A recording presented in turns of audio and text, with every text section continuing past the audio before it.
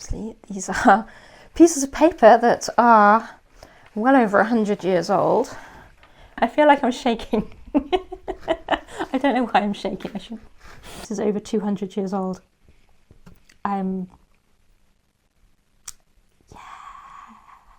that's so terrifying.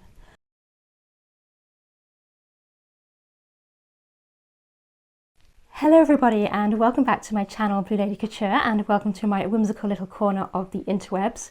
So a little while back I went on a bit of a spending spree and purchased some historical items for my growing historical collection. So I thought it'd be fun to do a little unboxing and show you what I bought. Aside from the fact that I made these purchases back in January, at time of recording it is now nearly the end of March, and I've basically been sat on these waiting to do this unboxing video for you.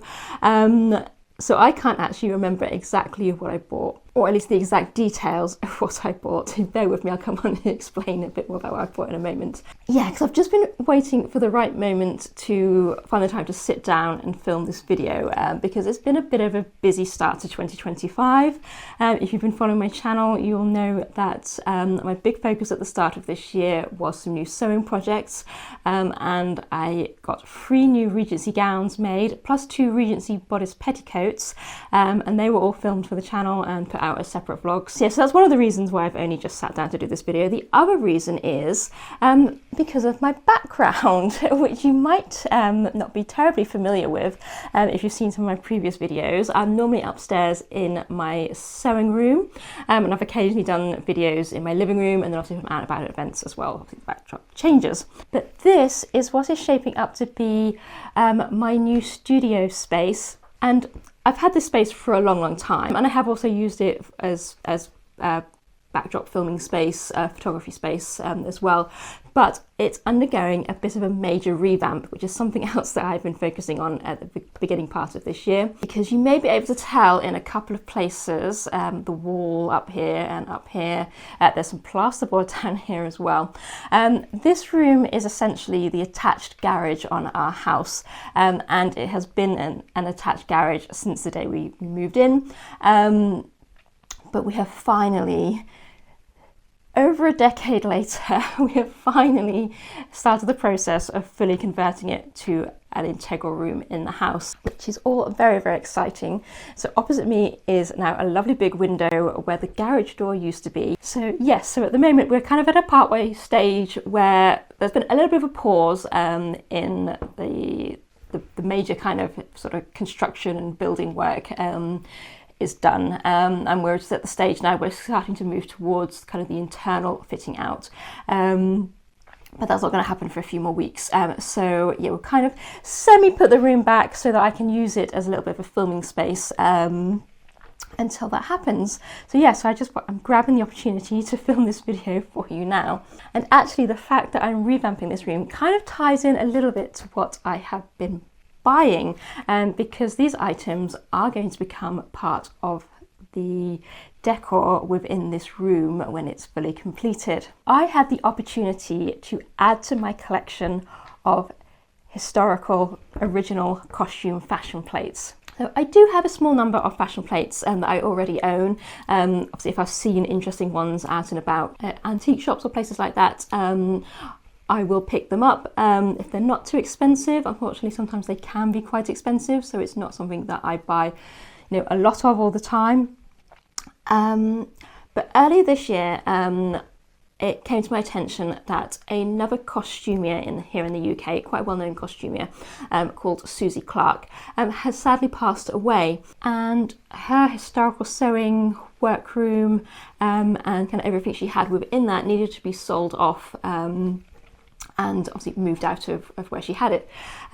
So a couple of other ladies basically set up a group selling off the items within her collection, and among all the usual paraphernalia that you would probably expect to find in a historical costumier's sewing room or workshop, she also had an extensively huge collection of original fashion plates. and I had the opportunity to purchase some of these. So now when I say I can't remember exactly what I bought, it is because, as I say, it was a couple of months ago. Yeah, when the fashion plates went on sale, and they were sold kind of in batches based on the kind of decade that they were from. It was a little bit manic. They proved to be very popular among the people who were interested in purchasing from Susie's collection. So yes, I did lose track a little bit of what I claimed, and as I say, it has now been several weeks since I purchased these, and I haven't had them out of the envelope. The envelope is open because when the envelope turned up, I kind of, you know, they do that thing where you order lots of things and you're not really sure what you've ordered. So yes, I opened it and obviously realised what was inside, but I knew I wanted to film this video as I opened them. So yes, I haven't had them out of the packaging. I just know that the fashion plates are in here. I can't remember how many I bought, but there were several, many.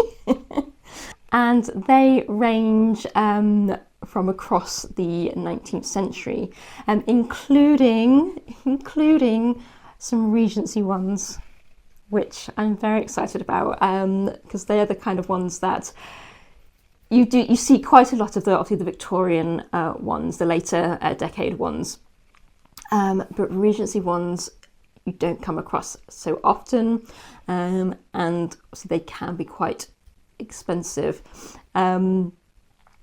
I will say that the lovely ladies who were selling off Susie's collection were selling things off at a very, very good price, because obviously they were on a time crunch to obviously clear the studio, and obviously they don't want stuff just sitting around, you know. So yes, so they were selling these fashion plates off at a lot less than what I would pay for them in, say, an antique shop individually, which is why I took the opportunity to pick up as many as I did. So yeah, so I thought I would open the package and take you along as I go through them and reveal what they are.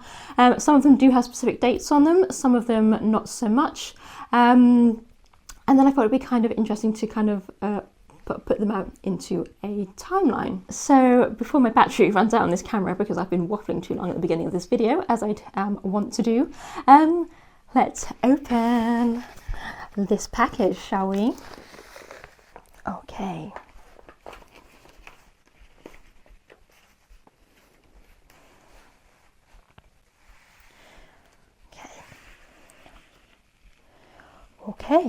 Okay, so here's the first one, and I can see that there is a handwritten note on the back, which says, I think it's L Treasury, something Treasury, November 1871. I don't know if it looks like I'm shaking. I feel like I'm shaking. I don't know why I'm shaking. It's ridiculous.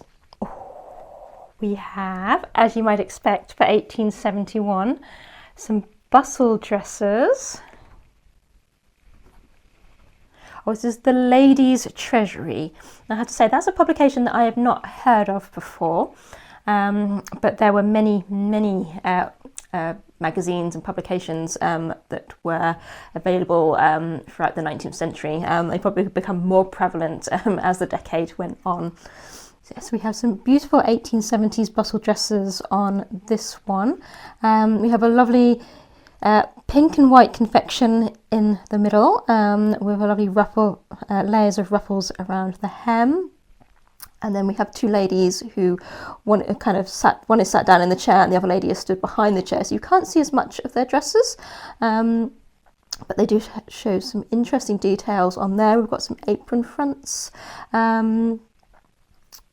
what looks like ribbon detailing, and then of course we've got this lovely lady kind of in the foreground on the right hand side of the picture here, wearing this lovely it's kind of a grey, kind of meets kind of a muted periwinkle kind of mauve colour, and she has some beautiful fringing detail on her gown, and a lovely little detailing just in the small of her back at the top of the waistline there as well. And it's just in that classic 1870s bustle style, which really sits kind of sort of high on the natural waist, because obviously the 1870s is the first bustle era. So that's the first one. Okay, nothing to give away much on the back.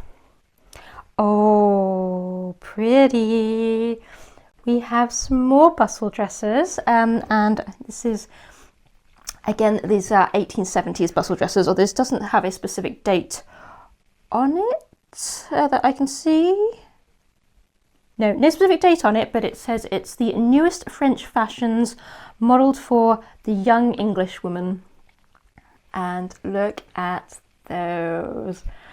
You may not be surprised to know that I am slightly rather taken with this striped bustly number on the side here in a beautiful kind of a lilac-y lavender and I think a darker purple plum stripe. That is very fun, all the stripes going in different directions. That is very, very beautiful. And then I also really like the lady in the middle here who's got her back to us. Again, she's wearing a kind of a soft grey colour, a warm grey colour, but the gown is trimmed in this rather lovely green colour. I'm not normally one for a green, but that's a really striking combination, and I have to say I do rather like that. It's very pretty, and I think, yeah, if you had the right shades of green and the right shades of grey, that could be, yeah, really, really lovely. Yeah, and again, it's that classic early 1870s, first bustle era, where, for example, if you look at the lady on this side here, the waist, the bodice depth is quite short, and the bustle kind of sits up really high, kind of on the back of the bodice, which is kind of classic for the 1870s. The 1880s bustles, you kind of tend to see the waistline kind of drops a little bit more, and there's more of a feature of the shaping of the bodice over the hips. So yeah, slightly different kind of effect is achieved by using those details in the 1880s. But yeah, another lovely 1870s fashion plate there, so that's lovely. God, I think this is just packing card, which obviously they've used to keep the envelope nice and sturdy. Oh, I'll just try and get them out carefully. See, these are pieces of paper that are well over 100 years old. Okay, so we've got another blank backing, or we've got some more bustle dresses. I may have got a bit carried away in the 1870s, we appear to be. Okay, no, I lie. This is dated November 1868. So, I mean, this is obviously early in the bustle era. Quite often we generalise the bustle eras into kind of the early 1870s, the late 1870s, and then kind of in the 1880s. But as ever with historical fashion, there are transition periods, and you can't necessarily just plonk each changing style within a specific decade. So the late 1860s, you do start to see the bustle trends coming in. So this is the fashions expressly designed and prepared for the English Woman's Domestic magazine. And we have two very lovely, very striking bustle dresses here, making use of monochromatic colour schemes. So we've got black and trimmed with a lovely deep rose pink, and then we have the black with the yellow accents to it, or maybe it's yellow with black accents. What way around would you describe that? But again, we have lovely features of pleating details on this ensemble with pretty little bow details and ruffle features. And then the yellow and black ensemble is a bit more simplistic, but no less dramatic, and I think that's probably down to the colour choices. But yeah, we've got this lovely almost tulip-like aproned overskirt, and then the underskirt itself is quite simple, with a single ruffle around the hem, and three rows of ribbon trim, which is echoed elsewhere on the bodice. And we also have detail of a child's costume in there as well. Shall we see if I can pick something that's not 1870s? Oh, let's have a look. Okay. So on the back of this one, we have got circa 1845 question mark crossed out, and then underneath it says circa 1841. So yes, we do have a different decade. We have, yeah, the 1840s. So this says Le Follet, and then the description underneath is all in French. However, at the very bottom, it then says Court Magazine, number 5, Rathbone Place, Oxford Street. So I think it's highly likely this is an English magazine. But obviously, France and Paris is still, as much as it is today, the heart of the fashion industry. So yes, you've probably had more. There's a word for this, but I can't think of it. That it probably enhanced your reputation if you were using French in your fashion plates. Yeah, I think what I liked about this one in particular was this blue dress, because blue dresses, blue dresses, could have bought it. But yeah, I quite like the sleeve detail on this one, because it's kind of harking back to the kind of 1830s still, the sort of poofy sleeves and the gathering on the upper arm there.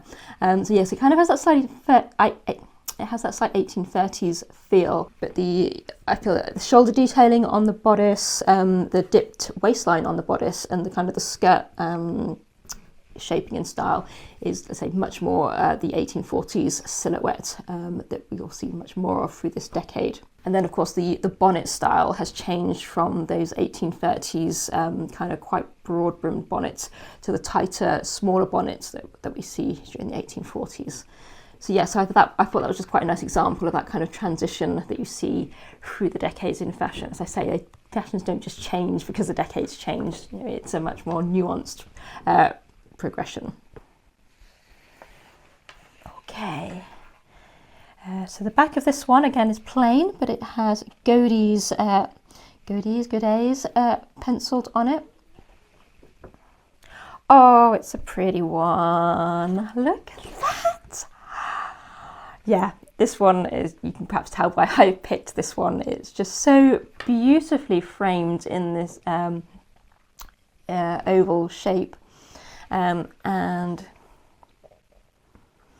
yes, this is the Unrivaled Fashions, engraved by J.J. Pease for Godey's Ladies Book. And that's just a beautiful coloured fashion plate, isn't it? That's just absolutely stunning. I do particularly love the fashion plates where they have kind of the background painted in as well. It's just something like, it's just beautiful. They're just works of art, aren't they? It's, you know, it's so much more than just, you know, a fashion sketch. They're just stunningly beautiful, which is, yeah, I'm so excited to be able to add these to my collection. Onwards. Oh gosh, there's loads in here. I do apologise if this video ends up being 10 hours long. Okay, so again, blank on the back, but it says World of Fashion and Continental Feuilletons Monthly. Oh my goodness, my French is not very good. Where have we got? Oh, we've got 1829. So I was going to say 1830s, but yeah, 1829. Look at that. The ridiculousness of 1830s, we'll say 1830s fashions. Goodness me, yeah. So this is the newest fashions for February 1829, walking and evening dresses. Yes, I think there's a couple of reasons that I picked this one out. I have to say 1830s is not my favourite era, but I can appreciate its ridiculousness and the detail that goes into 1830s dresses. There's been a big revival in 1830s costuming in recent years. I think that's partly been fueled by the Gentleman Jack TV series here in the UK. And then, of course, most recently, we've had Nosferatu, the new movie, which had some amazing 1830s costumes in it. I have to say, I haven't actually seen that movie, only clips from it, because I can't do horror. So yeah, so it's one of those movies that I will just simply watch and admire the costumes from afar, and appreciate them that way. But yeah, so yeah, there's been a big revival in 1830s costuming and an interest in 1830s costuming.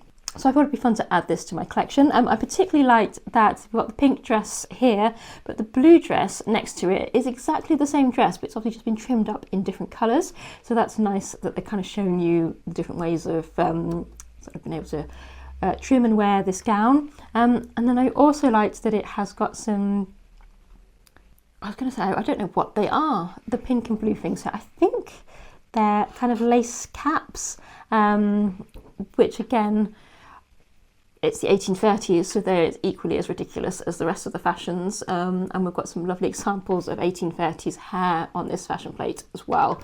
Which again, I think, to be honest, is one of the reasons why I'm put off doing 1830s, is because it's not just, you know, it's not just about making the dresses. If you want to make the look, then you've got to do this hair or style a wig somehow into this hair. And yeah, it's a commitment. It's definitely a commitment. But yeah, no, I had the opportunity to pick up some 1830s fashion plates, and I thought, again, they would be lovely to add to my collection. Oh, we've got a complete mystery one, nothing on the back. Oh, we have 1828, the newest fashions for October 1828, morning promenade and carriage dresses. So again, we see by 1828, we're already getting the 1830s ridiculousness coming in very strongly here. I particularly picked this one because of the striped print detailing on this dress here, which I just thought was very fun and colourful. And again, we've got some lovely examples of headwear on that one as well.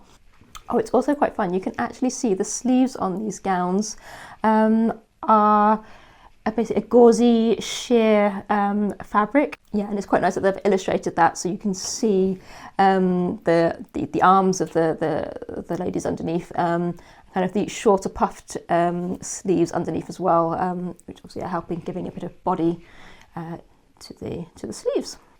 Okay, we're still going. Still going. Ooh, we've got a rather solid piece of cardboard here, so it's been mounted. It's one of the Regency ones. Oh, 1811 costume Parisienne. I am not going to try and pronounce the French at the bottom. Look at that. Oh my goodness, I'm so excited to have an original Regency fashion plate. This is over 200 years old. Yeah, that's like terrifying. So I should be very delicate and gentle with it. But it's obviously been mounted onto card to give it more structure and give it a bit of body to help preserve it. But yeah, but isn't that beautiful, beautiful classic Regency dress? The high empire waistline, and it's got this beautiful white base fabric with a blue pattern to it, and then there's a beautiful, it kind of looks like little flower kind of trim kind of running around the neckline and around the hem, and there's a really beautiful little bow detail on the back of the bodice as well, and that's just so pretty, and that's just so, that is 100%, that is a dress I would wear, absolutely 100%. Oh, that's so pretty. Wow. Again, plain on the back, doesn't give me any information, but I think this is another Regency one.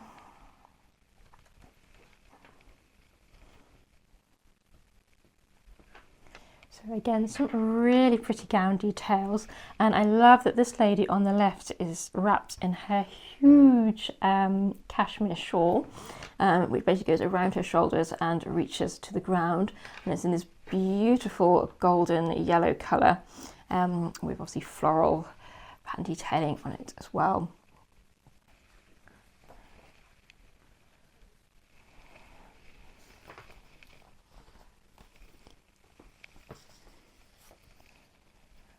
Okay, this one is penciled on the back 1815.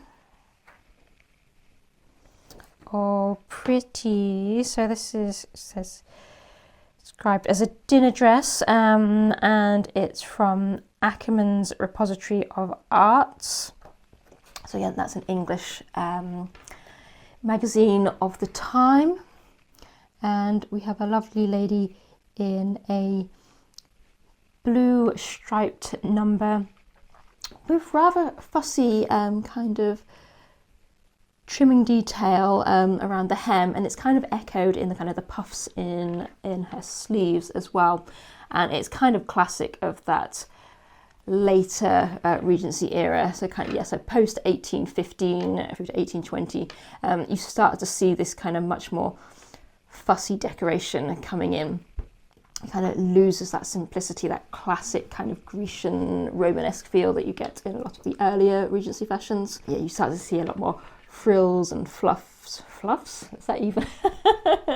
Frills and puffs and flounces is what I was going to say. But yes, that's another lovely, very pretty dress, and of course it's blue. I may have been swayed by some of the more blue dresses that were in some of these fashion plates. Oh, onwards, there's still loads in here. I told you I went mad. I went a bit mad. Okay. I can't read. It's in very fine italic writing on the back, and I think it's in French as well. So we'll just turn it over. Oh. So this is dated 1808. 1808, so this is earlier than the other one. Oh my goodness. Wow, it is honestly such a privilege to be able to have these and handle these and look at these. I am, yeah, slightly, yeah, still slightly in awe and shocked that I managed to get hold of these, because I say these are not common. This is another classic white muslin gown, and I love that the sleeve detail is very reminiscent of the Emma sleeve that I did on my gown that I made earlier this year as well. So that's a really nice little feature on there that I like that. Carrying on. Oh, we have another mystery one. Oh, we have another Regency gown, but again, it doesn't have a date on it, but I would put this as the later Regency era. Again, it's quite an interesting one. So it doesn't have a defined empire waistline, almost princess line in a way. Yeah, this fabulous striped detail. So I don't know whether that's lace insertion or whether it's kind of an applied detail. It's kind of hard to tell. Obviously with fashion plates there is an element of artistic license, but yeah, but I thought that was really quite striking and interesting. Okay, another one that is blank on the back. Oh, pretty. So we have Mourning and Carriage Dress, published in La Belle Assemblée, which again is actually an English magazine despite the French title. And this is August 1830. And we've gone full-blown 1830s crazy sleeves. And we have stripes, and it's blue and white stripes, and I'm slightly obsessed. Oh, I could be tempted with an 1830s striped gown like this. I could be tempted. That is rather fabulous, isn't it? Oh God, the sleeves. The sleeves are just so ridiculous. So ridiculous, and there's so much fabric in them. I just, goodness me. Still going. We have another mystery one. And we have some more Regency dresses without a date. Again, I'd probably put this kind of earlier 1810s or sort of before maybe. I like how they've tried to give a little bit of a detail from the fabric of this lady. And this lady is rather quite scandalous because we can see below her décolletage the sheerness of this fabric. But given that these ladies are wearing gloves and carrying fans, and the way their hair is styled, these are evening gowns. So yes, I think these ladies would have been quite the talk of the town after appearing at the assembly rooms in these ensembles. Okay, again, I have a blank. Okay, we have 1816 Costume de Londres. We have another lovely gown with blue details on it because, of course, it's me. But yes, that slightly fussier Regency style that comes in the later part of that era. Lots of blue bows adorning this dress. But I thought that was rather a very pretty dress, isn't it? So yes, so it has an element of stripe details to it on the overskirt of the gown, and I think on the bodice and the sleeves as well, although it's kind of less defined. See, there's a lot of kind of gathering and ruching on the bodice and the sleeves, and then it looks like that's accented with lace detailing as well as the bows. Because let's throw everything at this dress: stripes, lace, bows, ruching, everything.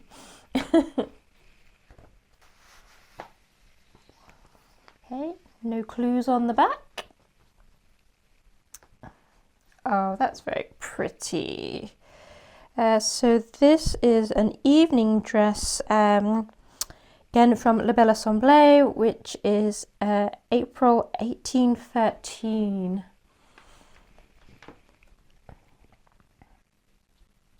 And how, Greco-Romano is that look, that kind of sums up, exactly what the inspiration for the Regency fashions were.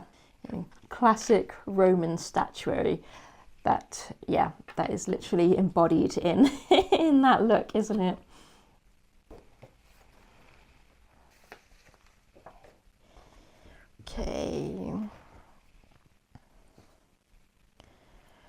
Okay, so we've left the Regency now. We're now dipping into the 1820s, and we have a seaside dress, and look at it. Beautiful rainbow coloured seaside dress. How fabulous is that? Oh my gosh, I love it. I mean, okay, I don't think it's not the dress that's colourful. It's I think it's just her wrap, her shawl. Although she has some lovely striped ribbon details attached to her bonnet. But yeah, there's some quite intricate detailing. If you look at her sleeves, I think that is all pleated down kind of layers. And obviously there's pleats and things echoed in the rest of the skirt and on the bodice, which is crossover bodice. But yeah, the chevron kind of pleated detailing going down the sleeves, that is really quite exquisite, isn't it? Yeah, and I just love that was specifically a seaside dress. So yeah, so 1824, so obviously we've lost the classic empire line. The waistline is dropping now, so it's still quite high, but it's not as high as it was in the Regency. Yeah, and you see starting to see that kind of 1820s into 1830s shaping, so where the waistline is dropping down and the skirts are starting to flare out, and then you're getting a lot more fussy detail on the sleeves and the bodice and things like that. Yeah, So yeah, I thought that was a very fun example.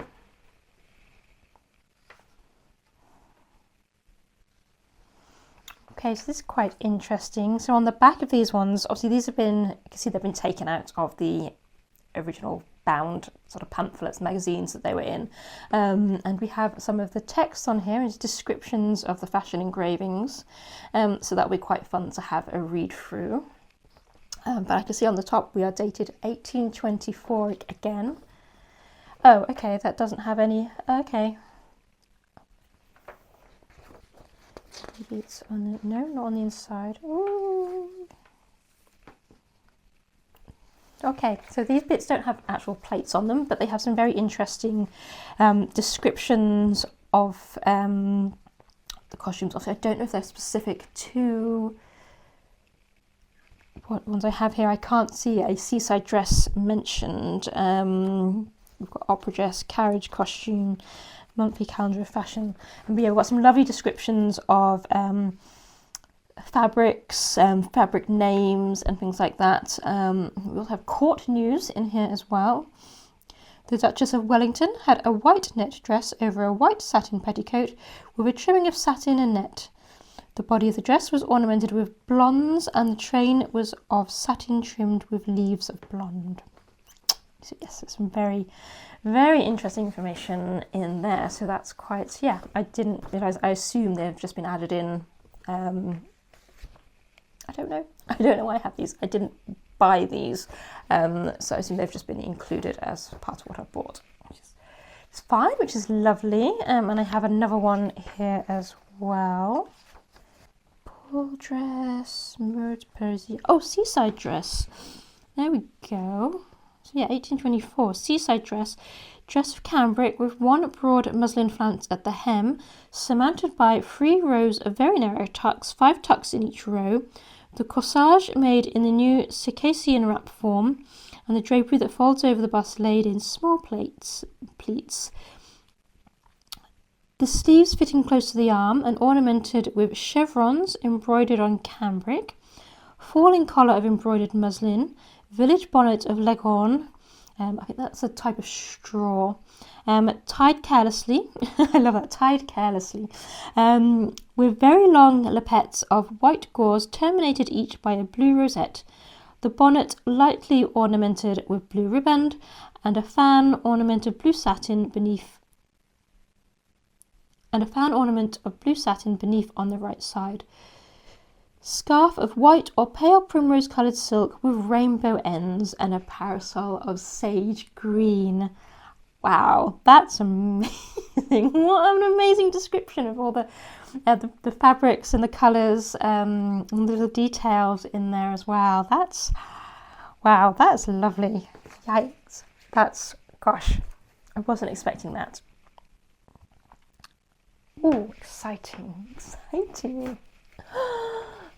Oh no, I have reached the end. Well, that was an interesting note to end on, wasn't it? That lovely description there. Goodness me. So I think what I'm going to do now is, I'm going to lay these out in timeline order. Oh no, I've got 20% battery left. Oh no. I'm going to have to pause this and plug the camera in for a little bit. But that's fine because I'm going to change camera angles to show you the timeline of fashion plates that I have bought.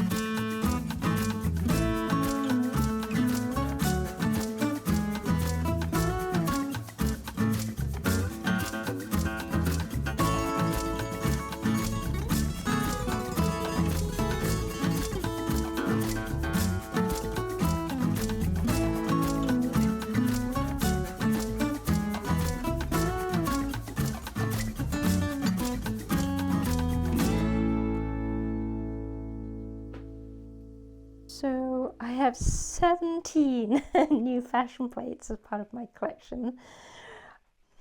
And as you can see, I have laid them out on my table in a rough timeline.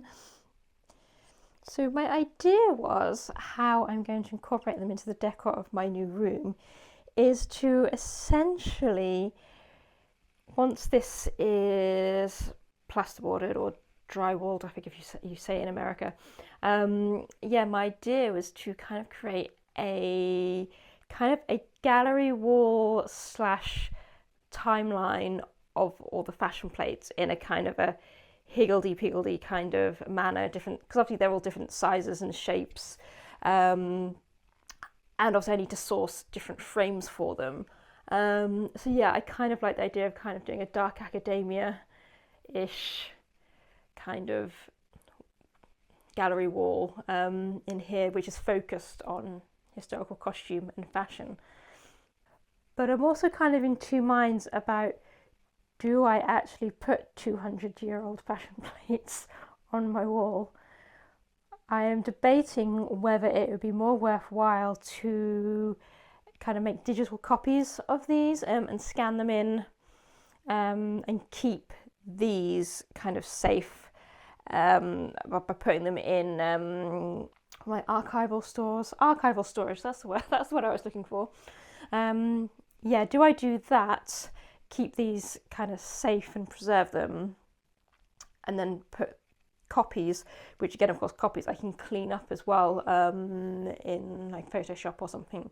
So obviously some of these have got sort of raggedy edges, there's obviously discoloration and things in them, so that's all potentially stuff that I could tidy up in Photoshop, and then obviously print them out and then mount those on the wall. What do you think? Let me know down in the comments. And again, please excuse the fact that there's kind of some little bits of drywall that's kind of just waiting to be used, and obviously there's bits of fillering and things that are done. But look, there's my shiny new window, and I've already got my Victorian sewing machine. It is on a later, more 1940s treadle base. I don't have an earlier well, I do have an earlier treadle base. Actually, it's in my living room with another sewing machine, a vintage sewing machine inside it. But yeah, this is my Victorian fiddle-based sewing machine, 1880s sewing machine, and the treadle base that I have in here. I'm hoping that I am going to do a kind of a more definitive video of the revamp of this space. So I have recorded some clips of the building work, and then I will do some more videoing of probably the decorating work when we get to that stage as well. So for now, this is a sneak peek of what has been happening. Yeah, again, let me know down in the comments if you'd be interested to see that video and see the final results of this room once it's completed. And as I say, let me know what you want me to do with these. I hope you found this video interesting. If you have, please do give it a thumbs up by clicking the thumbs up icon down below. And if you like, you can leave me a comment as well. That really helps my channel out and encourages YouTube to push it out to more people. If you like, you can also subscribe here on YouTube to be notified when my next video goes out. Or if you'd like to go one stage further, you can subscribe to me via my website, which will get you signed up to my newsletter. And I have 3 tiers to choose from, the lowest of which is free. But all of the tiers come with discounts in my online web shops, both on Etsy and on my website. As I say, it'll get you signed up to my newsletter for all the latest updates from Blue Lady Couture. And you will also get thank yous in the credits at the end of my videos. Thank you so much for watching, and I will see you in my next video. Bye!